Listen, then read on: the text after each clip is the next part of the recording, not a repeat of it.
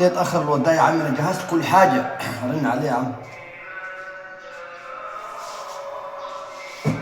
فينك يا غالي؟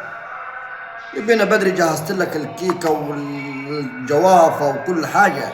يلا يا حبيبي، انا مش هفطر بلاك يا صاحبي.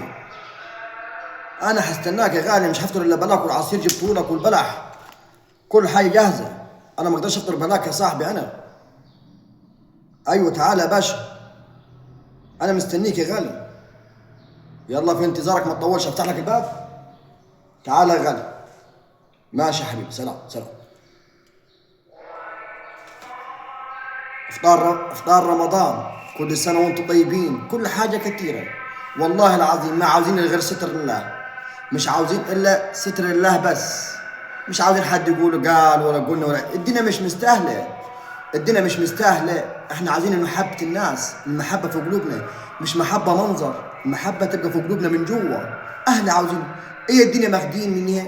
النهارده مع بعض، ممكن بكره مش مع بعض، ممكن بعد ساعه مش مع بعض. احنا ضيوف يا اخوان على وش الارض.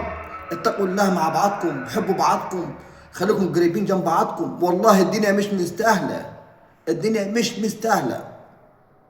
وربنا يصلح حالنا وحالكم، وكل سنه وانتم طيبين، ويجعلها ايام خير ان شاء الله. والسلام عليكم.